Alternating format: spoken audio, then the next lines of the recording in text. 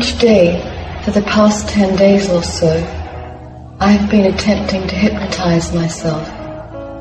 While I have been able to relax very deeply, that's all that has happened.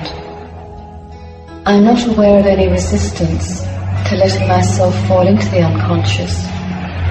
On the contrary, it feels like a whole new trail that I would love to explore. Yet for some reason, hypnosis hasn't happened. Is it to be expected that it will take quite a bit longer, and should I persevere? It is not a question of perseverance, not a question that it will take a little longer. It is also not a problem that you are not tense.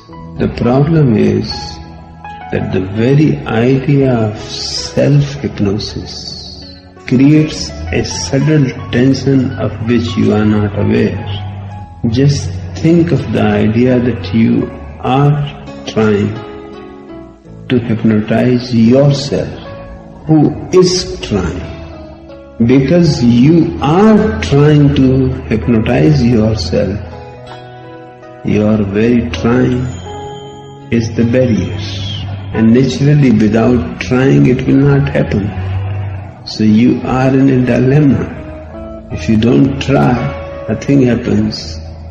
If you try, your very trying keeps you alert, and that alertness will not allow hypnosis to happen. Hypnosis needs no effort on your part. So self-hypnosis has a different process. The process is first be hypnotized by somebody else whom you can trust.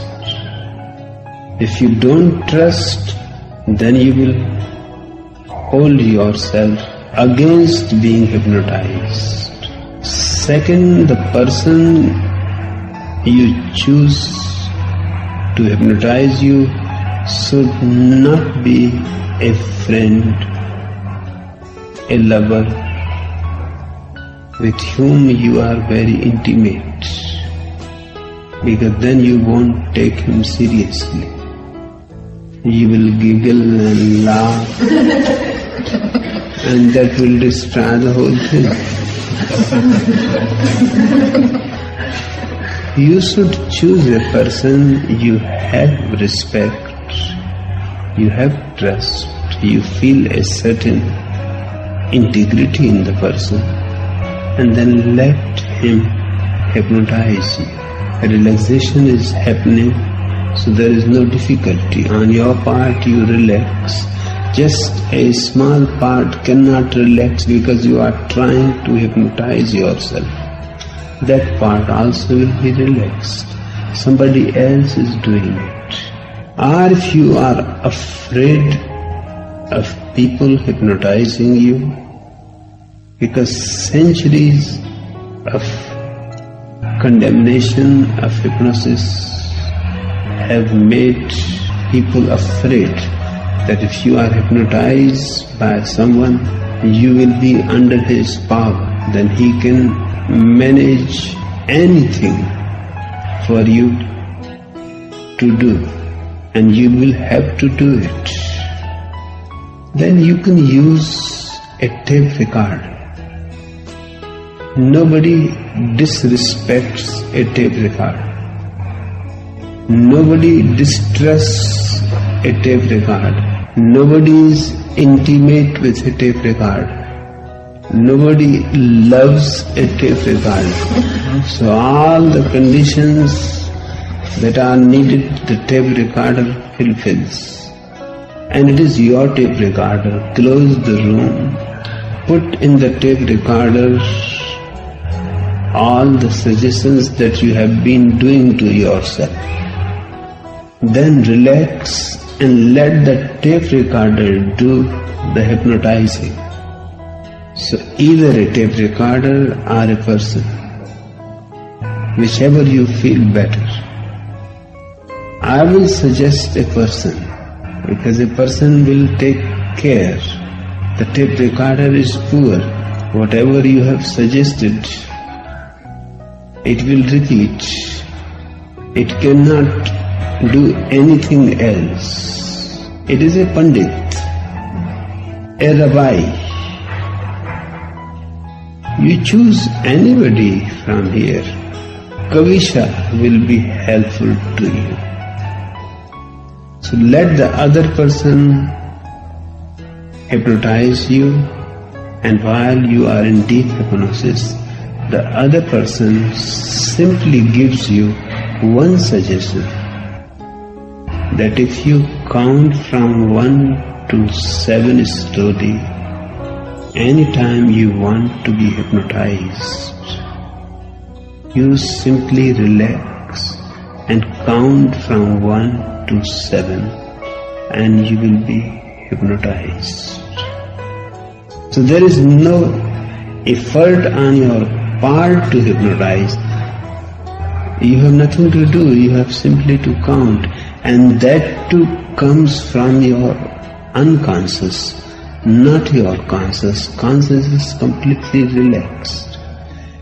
This suggestion has to be given at least in 3 to 7 sessions. Every day a 10-minute session for 7 days, but only one suggestion again and again in those 10 minutes, that whenever you want to self-hypnotize yourself, just count from 1 to 7 very slowly, but not suddenly. First relax, focus your eyes on something. A light bulb is good. Don't blink your eyes, and when you feel you are relaxed and your eyes are drooping, tending to fall asleep, start from 1 to 7 very slowly, in a very sleepy way, not very loudly, slowly, but not inside, whispering to yourself. And by the 7, you will be fast into hypnosis. And this hypnosis will last for 10 minutes. These suggestions have to be given into 3 to 7 sessions. And don't try after this one session is finished, don't try it. Because if you fail, that failing leaves a suggestion in you that you are not going to succeed. So for 7 days, don't try. Just let the other person do it. Try on the 8th day. The 8th day, the other person can simply sit by your side, just to give you the feel that you will be taken care of. And then slowly the other person is removed. You become perfectly capable of hypnotizing you. The difficulty in self-hypnosis is because the self is involved and it has to hypnotize itself. It is like pulling yourself up by holding your legs and trying to reach to the sky. You won't reach, you will fall flat on the ground. You may hop, but hopping is not the question. You wanted to fly. Self-hypnosis has an intrinsic difficulty. Hetero-hypnosis is always simple, very simple. And when you succeed for the first time in self-hypnotizing, you will feel great joy. You have been able to do something which is contradictory. To avoid the contradiction, the other person is needed.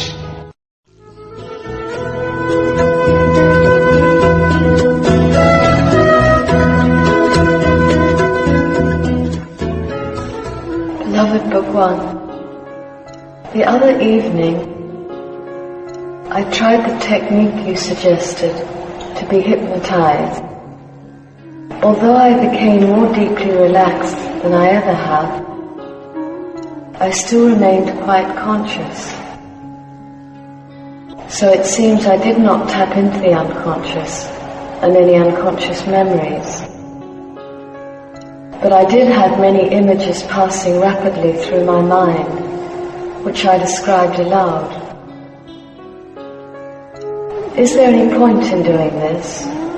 Or should one bypass any images and wait until one finds the knack of falling into the unconscious? Self-hypnosis takes a little longer time, but there is no need to repeat or say, because that becomes a disturbance. You simply let them pass by.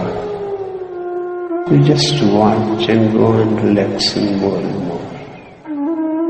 A moment will come that all those images are gone, and for a period of time that you have decided beforehand, you will not be alert. That gap you have entered into the unconscious. Coming out of the unconscious, you will feel immensely refreshed. So first, don't repeat them so that you can enter into the unconscious. When you have become capable of entering into the unconscious, for a period of time that you simply miss where you have been, you cannot give any account of it. That time is simply not recorded by your memory. Because the memory system is in the conscious mind. And the unconscious has no memory system. And the unconscious has no idea of calendar, time, day, date, nothing. So first let that happen. And when you wake up, first moment when you feel that you are out of the unconscious, repeat 3 times. Next time when I do the experiment, I will go faster into it, deeper into it. When it becomes a small thing to you, no problem at all, you just relax and go into it. Then you can do the second part. After coming out of the unconscious, the first thing you have to repeat that now I will remember whatever I see in the unconscious, that I will not be unconscious, I will be in the unconscious, but a small consciousness will be with me. So I can see what is there. That will be the second part. With that second part, you can start releasing, because some part of the conscious enters into the unconscious. Then there is a way for memories repressed to be released. Then coming out of the unconscious, you will not only feel refreshed, you will feel relieved, unburdened. Those subtle feelings have to be remembered. First you will feel only refreshed, as after a good night's sleep.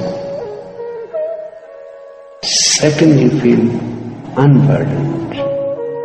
Something was on your chest, heavy, and it is no more there, or is less there. Then continue that way. And go on repeating that I will be more and more conscious. So more and more unconscious can be released. And in the third stage, you should repeat that I should be completely conscious, so that the barrier between consciousness and unconsciousness is broken. When you will come out of it, then you will feel not only freshness, not only unburdened, but an absolute freedom, as if you were chained, handcuffed, and those have been removed. Self-hypnosis takes a little longer time, but it is good. You are totally your master. But don't repeat it, because repeating it, you will not fall into unconsciousness. Just let them pass. Your whole effort should be right now how to move from the conscious to the unconscious through relaxing, through being silent, through just witnessing. And everything has to be done in a very soft way, even witnessing. If you stare, that will not allow you to enter into the unconscious. Just by the way see, just by the way sitting by the side of the road, people are passing. You don't even care who is passing, whether he is a man or a woman. You just see because you are looking at that way. But no staring. Everything you have done right, just repeating what's wrong, that you should not do. And then slowly, as I described in 3 parts, go.